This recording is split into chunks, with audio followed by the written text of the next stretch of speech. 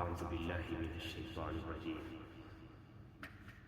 يا أيها الناس إنا خلقناكم من ذكر وأنثى وجعلناكم شعوبا وقبائل لتعارفوا إن أكرمكم عند الله أتقاكم إن الله عليم خبير.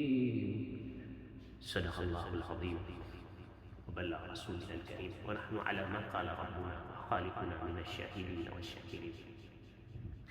إخوة الإيمان, hii ni aya miongoni mwa aya ambazo zipo katika suratul Hujurat, na aya ambayo inatupaswa sisi tuwe tunaifahamu nini kusudio la aya hii kushushwa na Allah tabaraka wa taala,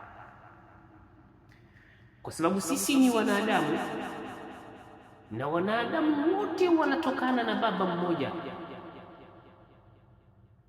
Nabii Adam.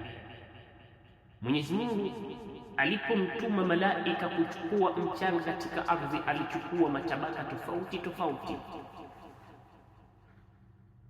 na akajua kwamba kutakuwa na ikhtilafu ambazo zitakuja. Akasemaje?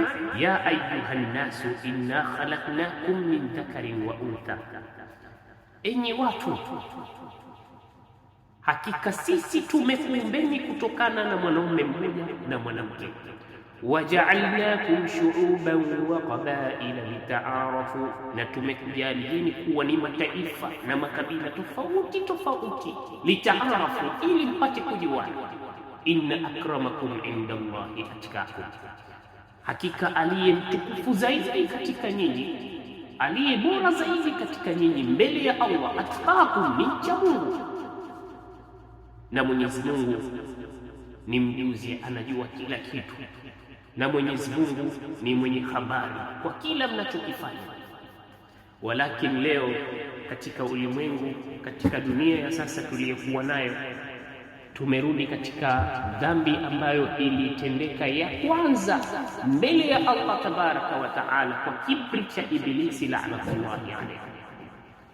Wale Mungu alipowaambia malaika kwamba msujudieni Adam, fasajadu illa iblisa lam yakun minas sajidin, Ibilisi hakuwa mwenye kusujudia. Kwa nini? Akasema khalaqtani